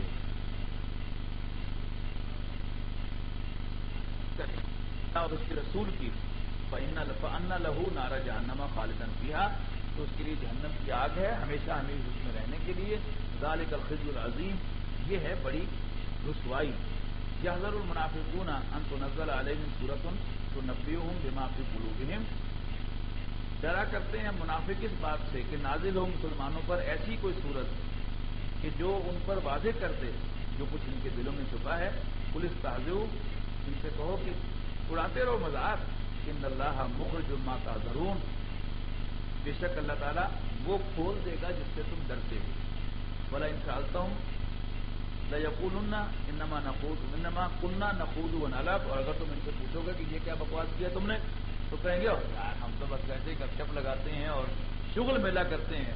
قُلْ أَبِاللَّهِ وَآيَاتِهِ وَرَسُولِهِ كُنتُمْ تَسْتَهْزِئُونَ، کیا تم ٹھٹھا اور مذاق کرتے ہو، شغل میلہ کرتے ہو اللہ کے ساتھ، اللہ کی آیات کے ساتھ اور اللہ کے رسول کے ساتھ صلی اللہ علیہ وسلم؟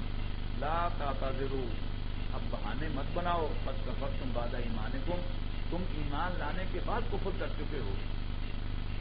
ان نعفو عن طائفۃ منکم، اگر ہم تم میں سے ایک گروہ سے درگزر بھی کریں گے، نعذب طائفۃ، تو دوسرے گروہ کو سزا بھی ضرور دیں گے، بأنہم کانوا مجرمین، اس لیے کہ وہ مجرم ہیں۔ المنافقون والمنافقات بعضهم من بعض، منافق مرد اور عورتیں سب ایک ہی چال کے ہیں، ایک ہی جیسے ہیں۔ یامرون بالمنکر وینہون عن المعروف، وہ برائی کا حکم دیتے ہیں، ایک دوسرے کو برائی سکھاتے ہیں اور نیکی سے روکتے ہیں۔ ویقبضون ایدیہم، اور اپنے ہاتھ روکتے ہیں اللہ کے راستے میں خرچ کرنے سے۔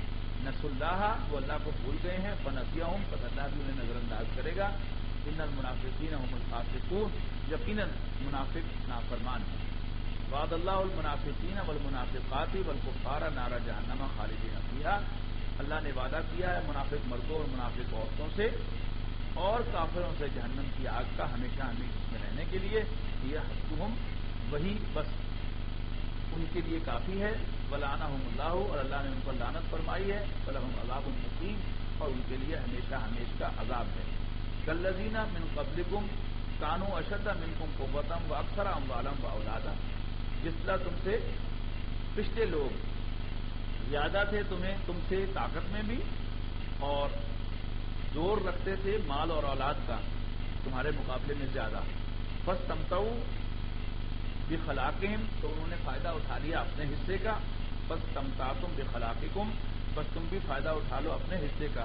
کما استمتع الذین من قبلکم جیسے تم سے پہلوں نے فائدہ اٹھایا بخلاقہم اپنے حصے کا. وخذتم کالذی خاضوا تو تم بھی چلتے ہو انہی کسی چال جیسے وہ چلے تھے. اولئک حبطت اعمالهم فی الدنیا والآخرہ یہی وہ لوگ ہیں کہ جن کے دنیا اور آخرت کے اعمال حبط ہو گئے. واولئک هم الخاسرون اور وہی نقصان اٹھانے والے ہیں. الم یاتہم نبأ الذین من قبلہم تو کیا پہنچی نہیں ان کو خبر ان لوگوں کی جو ان سے پہلے وہ گزرے ہیں یعنی قوم نوح و عاد و ثمود و قوم ابراہیم و اصحاب مدین والمؤتفکات. قوم نوح، قوم عاد، قوم ثمود، قوم ابراہیم اور اصحاب مدین اور الٹی ہوئی بستیوں والے قوم لوط.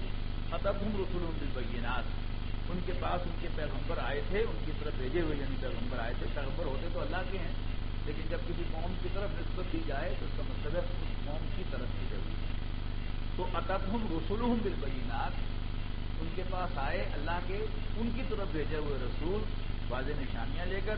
فما کان اللہ لیظلمہم ولکن کانوا انفسہم یظلمون اللہ ان پر کوئی زیادتی کرنے والا نہ تھا بلکہ وہ خود اپنے اوپر زیادتی کرنے والے تھے. والمؤمنون والمؤمنات بعضهم اولیاء بعض جہاں تک مومنوں کا تعلق ہے ایمان والے مرد اور ایمان والی عورتیں ایک دوسرے کے مددگار ہیں. یامرون بالمعروف وینہون عن المنکر وہ ایک دوسرے کو نیکی کی ترغیب دلاتے ہیں اور برائی سے روکتے ہیں. ویقیمون الصلاۃ نماز قائم کرتے ہیں. ویؤتون الزکاۃ زکات ادا کرتے ہیں. ویطیعون اللہ ورسولہ اور اللہ اور اس کے رسول کا کہنا مانتے ہیں. اولئک سیرحمہم اللہ یہی وہ لوگ ہیں جن پر اللہ تعالیٰ رحم فرمائے گا. ان اللہ عزیز حکیم بے شک اللہ تعالیٰ بالادست حکمت والا ہے. وعد اللہ المؤمنین والمؤمنات جنات تجری من تحتها الانہار خالدین فیہا اللہ نے وعدہ فرمایا ہے مومن مردوں مومن عورتوں سے باغات کا جن کے نیچے نہریں بہتی ہوں گی ہمیشہ ہمیشہ ان میں رہنے کے لیے. ومساکن طیبۃ اور ستھرے مکانوں کا فی جنات عدن ہمیشہ ہمیشہ کے باغات کے اندر. ورضوان من اللہ اکبر اور سب سے بڑی چیز تو اللہ تعالیٰ کی رضا ہے جو انہیں حاصل ہوگی. ذالک هو الفوز العظیم اور یہ ہے سب سے بڑی کامیابی. یعنی غلام کے لیے اصل اچیومنٹ کیا ہوتی ہے کہ اس کا آقا اس سے راضی. تو اہل جنت کو اللہ تعالیٰ یہ خوشخبری دے گا کہ میں تم سے راضی ہوں اور اس پر جتنے وہ راضی ہوں گے وہ کسی اور چیز پر راضی نہیں ہوں.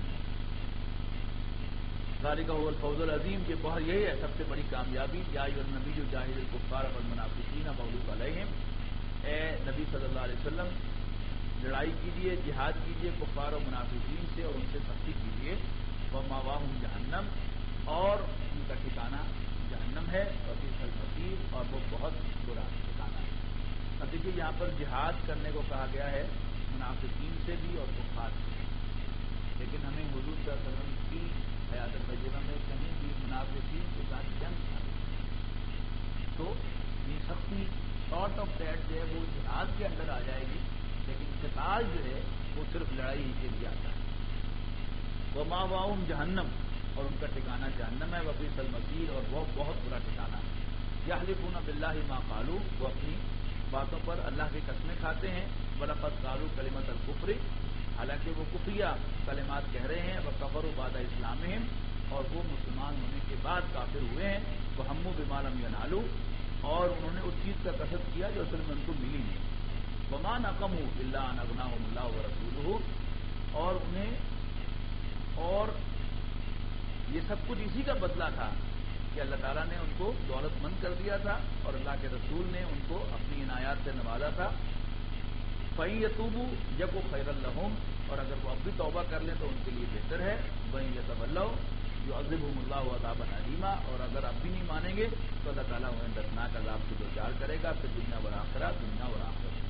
وَمَا لَهُمْ فِي الْأَرْضِ مِنْ وَلِيٍّ وَلَا نَصِيرٍ، اور زمین میں نہ کوئی ان کا حمایتی ہوگا اور نہ ہی کوئی مددگار. وَمِنْهُمْ مَنْ عَاهَدَ اللَّهَ، اور ان میں سے وہ بھی ہیں کہ جنہوں نے اللہ سے عہد کیا، لَئِنْ آتَانَا مِنْ فَضْلِهِ، اگر اللہ نے ہمیں اپنے فضل میں سے دیا، لَنَصَدَّقَنَّ، تو ہم صدقہ و خیرات کریں گے، وَلَنَكُونَنَّ مِنَ الصَّالِحِينَ، اور نیکوں میں شامل ہو جائیں گے. فَلَمَّا آتَاهُم مِنْ فَضْلِهِ، جب اللہ نے ان کو اپنے فضل میں سے عطا کر دیا، بخلوا بِهِ، تو انہوں نے اس میں بخل کیا، وَتَوَلَّوْا وَهُم مُعْرِضُونَ، اور پھر گئے اس کو ٹلا کر، یعنی ٹلا دیا، پرواہ نہیں کی.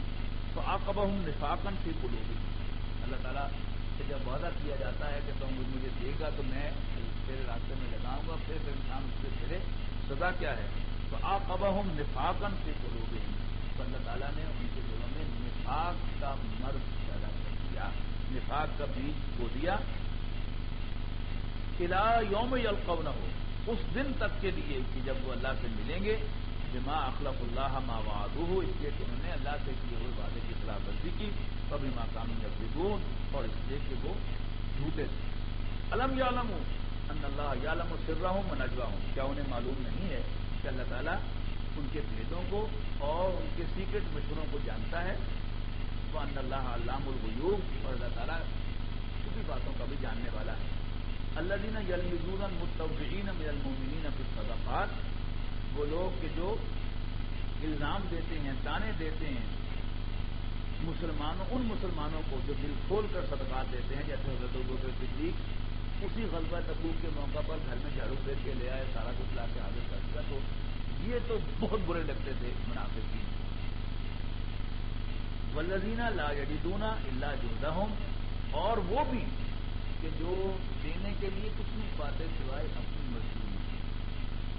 آپ کو یاد ہوگا صرف نبی کا وہ واقعہ کہ جب غزوہ تبوک کے موقع پر آپ بار بار فرماتے تھے کہ لاؤ جو کچھ لا سکتے ہو، تو ایک غریب انصاری صحابی اس کے پاس دینے کو کچھ نہیں، لیکن محسوس ہوا کہ اللہ کے رسول نے سبھی کے پاس تو درخواست کی تھی فنڈ کی، تو آج میں کتنا بد نصیب ہوں کہ میں حضور کی خدمت میں کچھ پیش نہیں کرتا. ایک یہودی کے پاس گیا، رات کو اس کا باغ تھا کھجوروں کا، تو اس نے کہا کہ کوئی مجھے پیسے چاہیے تو مزدوری مجھ سے لے لو اور مجھے پیمنٹ کرو. تو اس نے کہا چلو میرے باغ کو پانی دے. تو رات بھر کنویں میں سے پانی نکال کر اس کے باغ کو دیا، اور اس نے صبح کے وقت کھجوروں کا ایک ٹوکرا اسے مزدوری کے طور پر دیا. اس کے گھر والے بچے بال بچے بھی بھوکے تھے، تو وہ آدھا ٹوکرا جو ہے اس نے اپنے گھر میں بچوں کو دے دیا، اور باقی آدھے جو کھجوریں ضرورت پر اسے جتنا کرتے تھے. تو جبرائیل کے ذریعے سے اللہ تعالیٰ نے حضور کو خبر دے دی تھی کہ یہ کہاں سے لایا ہے یہ کھجوریں. تو رسول اللہ صلی اللہ علیہ وسلم بڑے خوش ہوئے، اور آپ نے صحابہ سے فرمایا کہ اللہ تعالیٰ کی نظر میں اس سارے غور فنڈ سے ان کھجوروں کی قدر جو ہے وہ زیادہ ہے، لہٰذا اس کے پورے مال پر پھیلا دیں. وہیں پر ایک منافق نے فکرہ چست کر دیا کہ لو جی ان کھجوروں کے بغیر تو ثبوت پتہ ہو ہی نہیں سکتا. اس پر تبصرہ ہے کہ وہ لوگ کہ جو الزام دیتے ہیں ان مسلمانوں کو جو دل کھول کر صدقات دیتے ہیں کھاتے پیتے لوگوں میں سے، اور وہ جو نہیں پاتے دینے کے لیے الا جہدہم، سوائے ان کی اپنی مزدوری کے، فیسخرون منہم، اور یہ ان پر ہنستے ہیں. سخر اللہ منہم، اللہ بھی ان پر ہنسے گا. ولہم عذاب علیم، اور ان کے لیے دردناک عذاب ہے. استغفر لہم او لا تستغفر لہم، ان کے لیے بخشش مانگو اے نبی صلی اللہ علیہ وسلم، یا ان کے لیے استغفار نہ کرو. ان تستغفر لہم 70 مرۃ، ان کے لیے 70 دفعہ بھی مغفرت مانگو. فلن یغفر اللہ لہم، اللہ انہیں کبھی نہیں بخشے گا. ذالک بانہم کفروا باللہ ورسولہ، اس لیے کہ انہوں نے اللہ اور اس کے رسول کا انکار کیا ہے. واللہ لا یہدی القوم الفاسقین، اور اللہ تعالیٰ ایسے نافرمانوں کو کبھی راستہ نہیں دکھایا کرتا. فرح المخلفون بمقعدہم خلاف رسول اللہ، خوش ہو گئے پیچھے رہنے والے اپنے بیٹھ رہنے سے رسول اللہ صلی اللہ علیہ وسلم کے تبوک کے سفر پر روانہ ہو جانے کے بعد. وَكَرِهُوا أَن يُجَاهِدُوا بِأَمْوَالِهِمْ وَأَنفُسِهِمْ، اور انہوں نے ناپسند کیا کہ وہ جہاد کریں اپنے مالوں اور جانوں کے ساتھ اللہ کے راستے میں. وَقَالُوا، اور دوسروں سے بھی کہتے رہے لا تنفروا فی الارض، اور اتنا گرمی میں نہ نکلنا. قل نار جہنم اشد حرا، ان سے کہہ دو کہ جہنم کی آگ اس سے بھی زیادہ گرم ہے. لو کانوا یفقہون، کاش کہ انہیں پتہ چل جائے، یہ سمجھ جائیں. فلیذھبوا قلیلا، انہیں چاہیے کہ حد سے کم، ولیبکوا کثیرا، اور روئیں زیادہ. جزاء بما کانوا یکسبون، بدلہ ان کی کمائی کا جو وہ کر رہے ہیں. فَإِن رَجَعَكَ اللَّهُ إِلَىٰ طَائِفَةٍ مِّنْهُمْ، پھر جب آپ واپس لوٹیں گے ان میں سے ایک گروہ کے پاس، فَاسْتَأْذَنُوكَ لِلْخُرُوجِ، تو یہ آپ سے اجازت مانگیں گے پھر اگلی دفعہ کہیں آپ کے ساتھ نکلنے کے لیے. فَقُل لَن تَخْرُجُوا مَعِيَ أَبَدًا، تو ان سے کہنا کہ کبھی تم میرے ساتھ نہیں نکلو گے. وَلَن تُقَاتِلُوا مَعِيَ عَدُوًّا، اور کبھی میرے ساتھ دشمن سے نہیں لڑو گے. إِنَّكُمْ رَضِيتُمْ بِالْقُعُودِ، بے شک تم راضی ہوئے ہو بیٹھ رہنے پر، اول مرۃ، پہلی مرتبہ. فَقُعُودُوا مَعَ الْخَالِفِينَ، تو بیٹھے رہو پیچھے رہنے والوں کے ساتھ. فَلَا تُصَلِّ عَلَىٰ أَحَدٍ مِّنْهُمْ مَاتَ، رسول اللہ صلی اللہ علیہ وسلم کی شفقت اپنی جگہ پر تھی. یعنی جیسے میں نے بتایا کہ عتبہ بن ربیعہ کے بیٹے ابو حذیفہ بن عتبہ مسلمان تھے، اسی طرح عبداللہ بن ابی جو منافقین کا سردار تھا، جس نے حضور صلی اللہ علیہ وسلم کو بہت سی تکلیفیں پہنچائی تھیں، اس کا بھی بیٹا جو تھا وہ مخلص مسلمان تھا.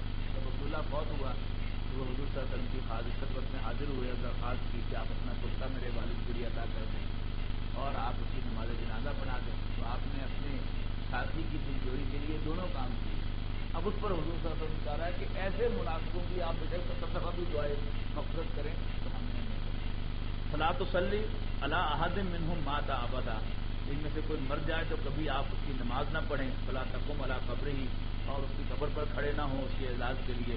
إِنَّهُمْ كَفَرُوا بِاللَّهِ وَرَسُولِهِ وَمَاتُوا وَهُمْ فَاسِقُونَ، بے شک انہوں نے اللہ اور اس کے رسول کا انکار کیا ہے اور وہ نافرمانی کی حالت میں مرے ہیں. بلا تُعْجِبْكَ أَمْوَالُهُمْ وَلَا أَوْلَادُهُمْ، اور ان کے مال اور اولادیں آپ کو امپریس نہ کریں. إِنَّمَا يُرِيدُ اللَّهُ أَن يُعَذِّبَهُمْ، بے شک اللہ تعالیٰ انہی کے ذریعے سے انہیں سزا دینا چاہتا ہے.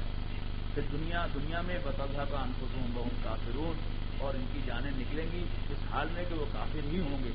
وَإِذَا أُنزِلَتْ سُورَةٌ، اور جب کوئی صورت نازل ہوتی ہے، أَنْ آمِنُوا بِاللَّهِ، کہ ایمان لاؤ اللہ پر، وَجَاهِدُوا مَعَ رَسُولِهِ، اور جہاد کرو اللہ کے رسول کے ساتھ ہو کر اللہ کے راستے میں. استاذنک اولو الطول منہم، تو ان میں سے صاحب ثروت لوگ آپ سے ایکسکیوز کرتے ہیں.